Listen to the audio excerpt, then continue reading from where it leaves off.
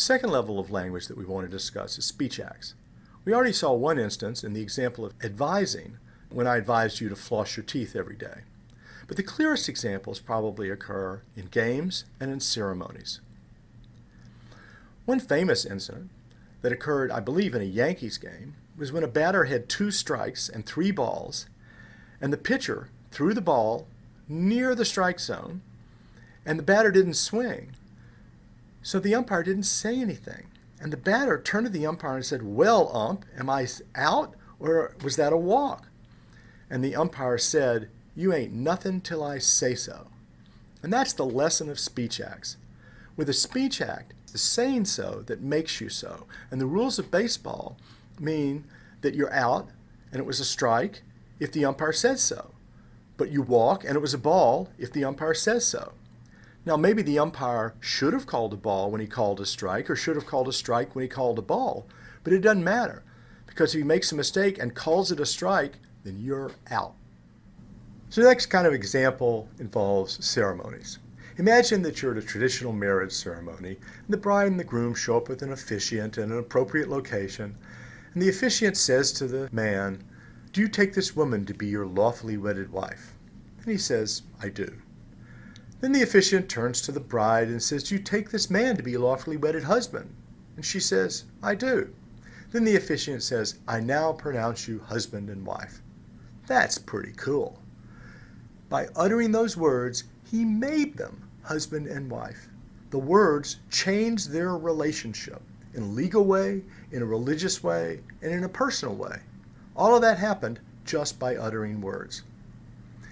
And notice also that you can use a special little word to explain this. You can say that he thereby pronounced them husband and wife. By uttering the words, "I now pronounce you husband and wife," he thereby pronounced them husband and wife, because it was right then and there, in those words, by means of those words, that he made them husband and wife. These words provide us with a nice general test called the thereby test. Here's a certain pattern of words. If I say I blank, then I thereby blank. I blank by means of saying I blank. Now, sometimes filling in that blank with some words will make sense, but it won't make sense with other words. And that'll provide a test, because when you can fill in that blank with a verb and it makes sense, then that verb names a speech act. So, for example, if I say I now pronounce you man and wife, then I thereby pronounce you man and wife. My speech act is pronouncing you. And if I say I apologize, I thereby apologize. Notice that what the formula does is it takes you from the words, which are in quotation marks in the if clause of the thereby test, to the world, because when it's not inside quotation marks on the right side of the thereby test, it refers to the world. So when it's in quotation marks, it's about the words. And when it's not in quotation marks on the right side, it refers to the world. And the formula takes you from the words to the world. And that's what's tricky about it. It's amazing that you can actually use your words to change the world, but only in the special case of speech acts. Of course, all of this works only in the right circumstances.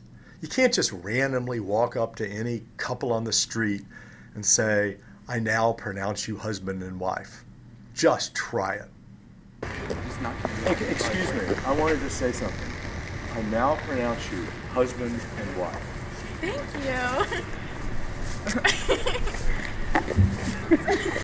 Whoa, I'm lucky they didn't hit me. You obviously cannot pronounce people husband and wife if you're not an officiant, they're not a bride and a groom who have said, "I do." It has to occur in the right circumstances. And sometimes, which circumstances are the right circumstances will be very controversial. People argue about whether a man can marry a man or a woman can marry a woman. The ones who think that you can't think that marriage has, as part of its appropriate circumstances, that only people of different genders can get married. A man can marry a woman but can't marry another man. Whereas other people think that a man can marry a man and a woman can marry a woman. So it's going to be controversial which circumstances are appropriate for a marriage ceremony. But everybody agrees that you can't just do it randomly to any old couple on the street. So everybody agrees that there are going to be limits and that the Speech Act works only in the appropriate circumstances. And we can build that into the thereby test by just adding a few words. If I say I blank in the appropriate circumstances, then I thereby blank. But it's only in the appropriate circumstances that you can perform the Speech Act by uttering the words. Now we can use the thereby test to pick out speech acts because it works for a lot of different examples. If I say, I promise to meet you for lunch tomorrow, in the appropriate circumstances, then I thereby promise to meet you for lunch tomorrow. So promising is a speech act. If I say, I thank you for inviting me to your party, and throwing such a great party, by the way, then I do thereby thank you for inviting me to your party and for throwing such a good party, by the way. So thanking is a speech act. If I say, I apologize for tripping over your legs, then I thereby apologize for tripping over your legs. Notice that the circumstances matter in all these cases. If I say, I apologize when I don't really feel sorry, then I did apologize, but it was an insincere apology because the circumstances weren't right since I didn't have the appropriate feelings. But I still did apologize. Now, in contrast, whether I promise you or threaten you depends on whether the thing that I promise or threaten to do is something that you want. If you want me to do it, then I'm promising. But if you don't want me to do it, then I might be threatening.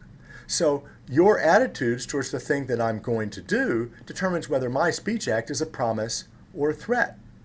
In all of these cases, the circumstances are going to matter. So in that example, the circumstances affect which speech act I perform.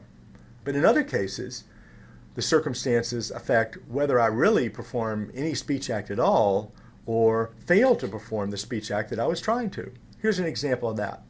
If I say to you, I bet you that Duke will win the next national championship, and I think Ram Netta might be foolish enough to take that bet, then what if he responds by saying, no, I won't bet you? Now, have I performed a speech act of betting? No. Have I performed another speech act? Not really. What have I performed? So sometimes when the circumstances aren't right, you perform a different speech act, and sometimes when the circumstances aren't right, you don't perform any speech act at all. It really is very sensitive to the particular circumstances in which you're speaking. But why do we care about speech acts here when we're supposed to be studying arguments? Well, that's because arguing is a speech act.